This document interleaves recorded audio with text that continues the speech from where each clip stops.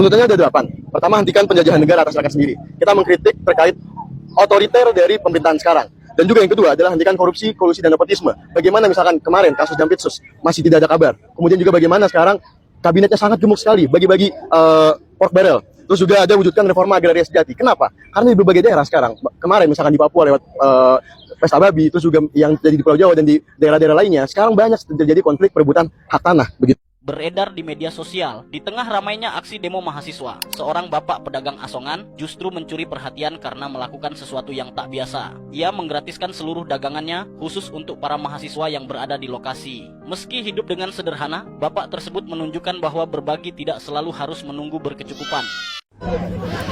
Luar biasa, aparat kita luar biasa. Tadi pagi 24 Kopajanya tuh dibatalin. Sekarang udah sampai di bundaran HI masih juga dijegal. Pak, jangan galak-galak mahasiswa.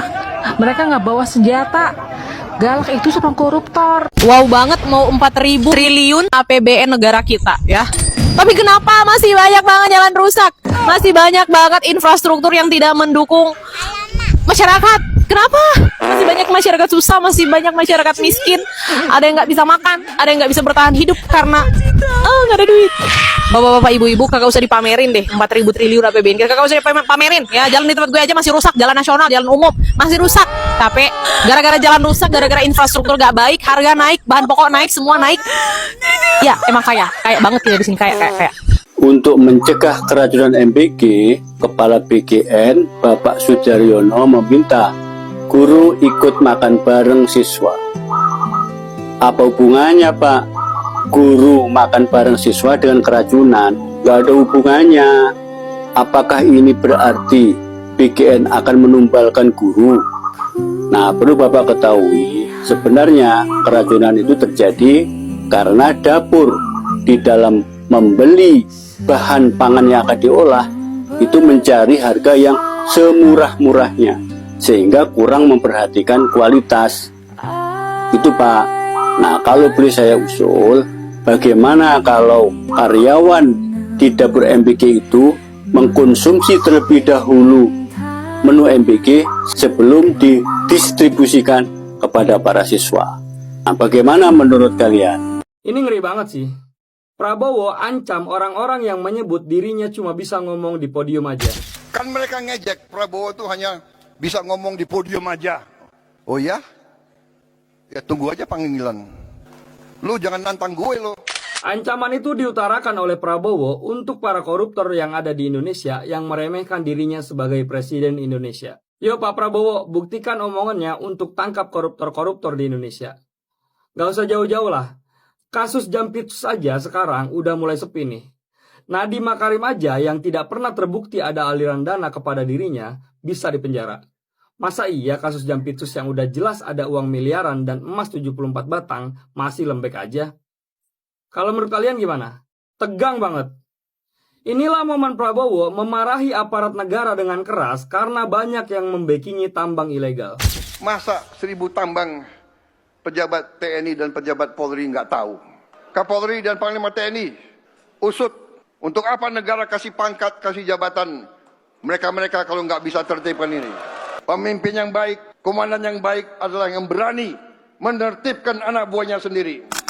Agak terlambat sih marahnya Pak. Pulau Halmahera udah banyak yang gundul dan gersang gara-gara tambang nikel ilegalnya. Raja Ampat yang punya keindahan alam yang diakui dunia juga udah banyak yang hancur gara-gara tambang ilegalnya. Bahkan nih, banyak pulau kecil di sekitar Raja Ampat juga rusak gara-gara tambang ilegal ini. Kalau menurut kalian gimana? Si Alimuddin ini emang kocak banget deh. Niat hati mau menjilat program-program Pak Prabowo, malah dapat wejangan sekaligus nasihat dari aktivis ini.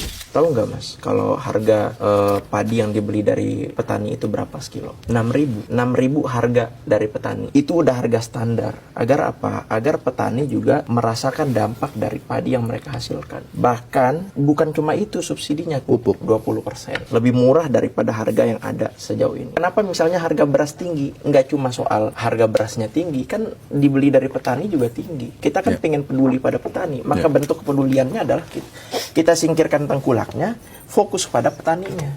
Uji Makanya mas pernyataanmu siang itu. Di sini nih Alimuddin membanggakan program-program Pak Prabowo yang membeli beras langsung dari petani dengan klaim harganya tertinggi. Tapi aktivis ini langsung meminta pernyataan itu untuk diuji. Itu kita beli harga dari petani tinggi. Iya dong. Coba uji mas. Silakan uji. Silakan Bagaimana uji. menentukan petani itu untung atau enggak mas di dalam statistik? Gimana? Iya ini saya tanya. Makanya kan mas mau uji. Mas bilang membeli dari petani. Di mana mas? Ya saya bukan untuk orang melihatnya. statistik. Ya, makanya Cuma kan maka- artinya nah. dibanding dengan sebelumnya. Tapi ketika sudah diuji oleh aktivis ini, nyatanya banyak ketidaktahuan dari Alimuddin ini dan malah banyak mendapat nasihat dari aktivis ini. Sebelumnya nih mas, Sure, sebelum pemerintahan Prabowo sure. itu kan harganya 3.000. Makanya mas, kita Sekarang naik jadi 6.000. Bahkan Ada kenaikan 6.500. harga. Ada kenaikan harga. Ada kenaikan harga. Nah, Itu inilah- kan perlu kita akui. inilah yang disebut Karena memang kadang seringnya nyari celah gitu. Enggak nyari celah. Inilah yang disebut bahwa kita harus melihat detail. Bahkan data itu juga harus kita lihat detail. Mas. Untuk mengetahui petani untung atau tidak dari yang dia tanam, dilihat dari nilai tukar petani. Ada NTP namanya. Gitu. Jadi kalau harga berasnya dibandingkan sama harga modal dia, gabah gitu ya, maka lebih tinggi, maka dia untung. Kalau kita lihat betul, yes, harga nilai tukar petani itu naik gitu. Tapi kalau kita sandingkan dengan inflasi, mereka nggak setimpal dengan itu, dengan ada yang sekarang. Sehingga angka yang kita sampaikan besar tadi, apalagi tinggi sekali. Sebut aja sebenarnya, jangan sebut tinggi. Ya ada kenaikan, tidak maksimal, tidak optimal, kita akan optimalisasi. Apa sih susahnya ngomong kayak gitu ya? Dan kemudian itu ketika kan tugas kementerian bukan ya, tugas ya, saya. itu makanya ketika kita mau membela, sehingga kita tahu apa yang harus dilakukan. Terlalu banyak kita memuji Pak Prabowo, terlalu banyak kita membela Pak Prabowo, dia nggak tahu letak salahnya di mana gitu. Jadi kita juga, apalagi Mas Alimuddin, perlu lihat gitu ya, betul lihat bahwa ada yang salah di sini. Setelah lihat video debat itu, menurut kalian gimana? Sumpah deh, kalian harus lihat ini. Iklan Kopdes ini lucu banget deh. Ini iklan sebenarnya udah agak lama sih.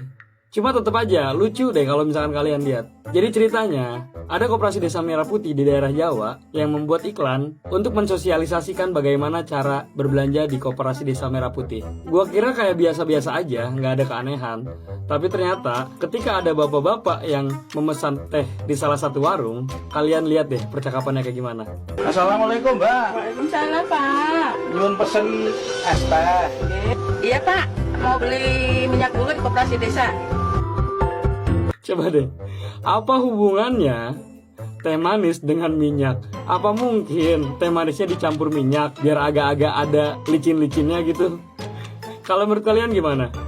Ini parah banget guys, kuota BBM subsidi akan dipangkas 58,5% pada tahun 2027 ya. Jadi ini sudah dibahas dan dirancang di era APBN 2027 ya. Dan ini BBM subsidi akan dikurangi dari 48 juta kiloliter menjadi 20 juta kiloliter. Yang mana ini 58,5% penurunannya. Dan ini sejalan dengan apa yang sudah dicanangkan oleh Menteri Keuangan Pak Purbaya kemarin, dan beliau bilang bahwa desil 9 dan desil 10 itu tidak akan mendapatkan subsidi lagi kemungkinan. Dan barusan Pak Bahlil juga mengatakan hal yang sama ya, desil 9 dan desil 10 yang dianggap super kaya itu tidak akan mendapatkan subsidi dari BBM. Nah, tapi ada yang aneh di sini guys, yaitu desil 9 dan desil 10 ini kalau kita lihat dari data ya, itu kisaran pengeluaran desil 9 itu 2,2 juta sampai 3 juta per kapita. Dan ini per bulan guys. Dan kalau misalnya desil 10 itu di atas 3 juta. Jadi kalau misalnya pengeluaran kalian itu 2,2 juta sampai 3 juta itu dianggap kaya banget guys, sangat kaya gitu ya. Dan kalau misalnya kalian di atas 3 juta itu dianggap super kaya. Yang mana ini sangat aneh sekali ya kalau memang benar seperti itu.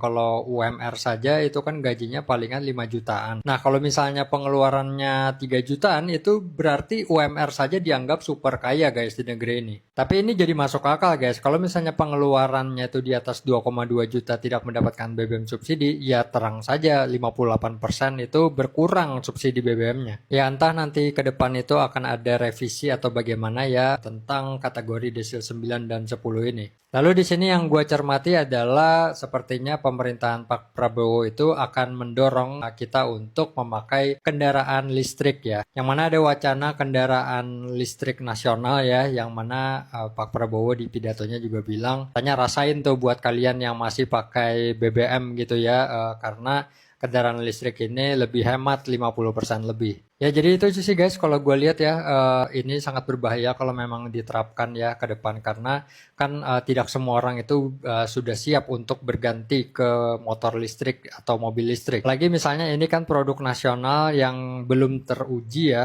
kita nggak tahu bagaimana kapasitasnya, apakah ini memang layak untuk dipakai dalam jangka waktu yang lama atau enggak. Ya itu aja update kali ini ya, mudah-mudahan tidak terjadi. Gubernur Sumatera Utara Bobi Nasution menanggapi insiden ratusan siswa diduga Hei Bobi, ini buat Bobi ya. Ini nih kasus yang luar biasa ya.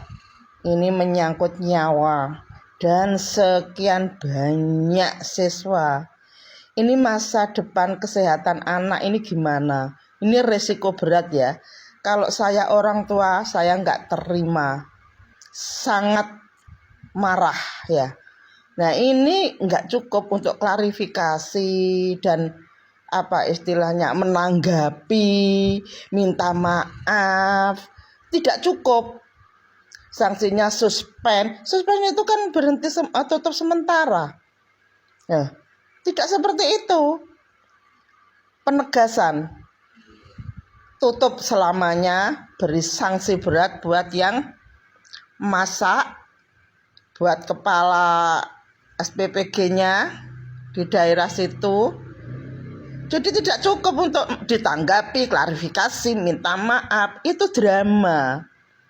Rakyat tuh sudah tahu kalau kalian itu suka drama-drama, ngeles.